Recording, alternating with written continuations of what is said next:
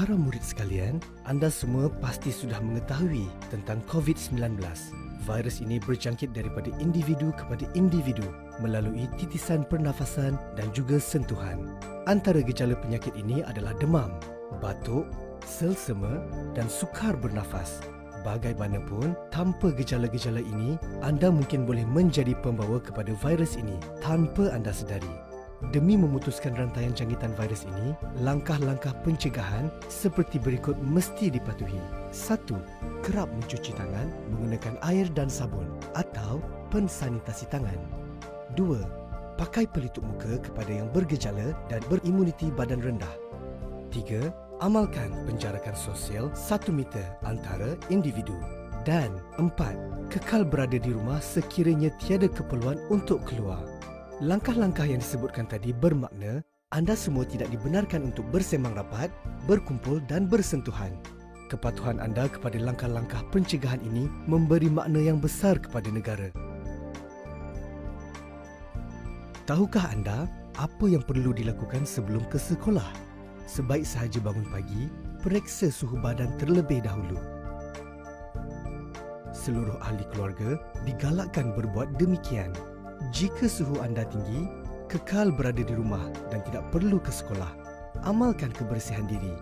Pastikan baju sekolah yang bersih setiap hari. Para murid juga digalakkan untuk membawa bekal makanan sendiri.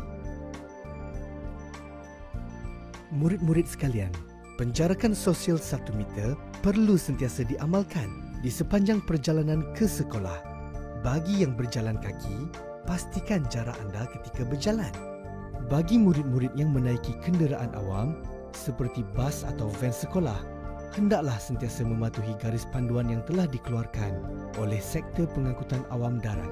Setibanya di sekolah, anda hendaklah beratur untuk diambil suhu badan. Jika suhu badan melebihi 37.5 darjah Celsius, anda akan dibawa ke bilik isolasi dan tidak akan dibenarkan untuk masuk ke kelas. Ibu bapa atau penjaga akan diberitahu supaya mengambil anda pulang untuk dikuarantin. Murid-murid sekalian, penjarakan sosial 1 meter perlu sentiasa diamalkan sepanjang waktu ketika di sekolah, tidak kira di dalam maupun di luar kelas.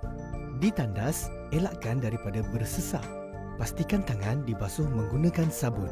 Murid-murid hendaklah mencuci tangan dengan air dan sabun mengikut langkah-langkah membasuh tangan yang betul. Semasa waktu rehat pula, anda digalakkan untuk makan bekal makanan yang dibawa di dalam kelas. Jika anda tidak membawa bekal makanan, anda boleh beli makanan berbungkus di kantin dan bawanya ke kelas untuk dimakan. Pastikan penjarakan sosial diamalkan di kantin. Perlu diingat bahawa anda tidak dibenarkan berkumpul atau melepak semasa waktu rehat. Ketika berada di sekolah, anda dilarang berkumpul dengan kawan-kawan dalam kedudukan rapat atau bersentuhan. Tiada perhimpunan akan dijalankan buat sementara waktu. Segala aktiviti sukan juga ditangguhkan. Semasa menuju ke kelas, anda hendaklah berjalan dalam jarak 1 meter di antara satu sama lain. Perjalanan adalah dalam satu arah sahaja. Barisan arah yang berlawanan perlu mengikut jalan yang lain. Di tangga, para murid hendaklah bergerak dalam satu barisan. Pergerakan menaiki dan menuruni tangga mengikut laluan terarah. Di dalam kelas, murid akan dipecahkan kepada bilangan yang lebih kecil. Penjarakan sosial 1 meter hendaklah sentiasa diamalkan sepanjang berada di sekolah. Ketika pulang dari sekolah, murid-murid hendaklah berada dalam keadaan teratur untuk keluar dari kelas dan kawasan sekolah. Bagi yang menunggu untuk diambil oleh ibu bapa, pastikan penjarakan sosial semasa berada di ruang menunggu. Bagi yang pulang dengan berjalan kaki, sentiasa jarakkan diri anda 1 meter dengan orang lain. Bagi yang pulang dengan bas, lakukan penjarakan sosial semasa menunggu di hentian bas.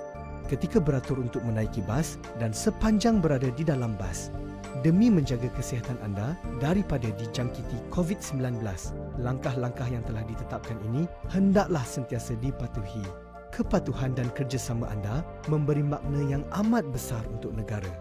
Ikuti siri video berikutnya untuk mengetahui prosedur-prosedur berkaitan persekolahan.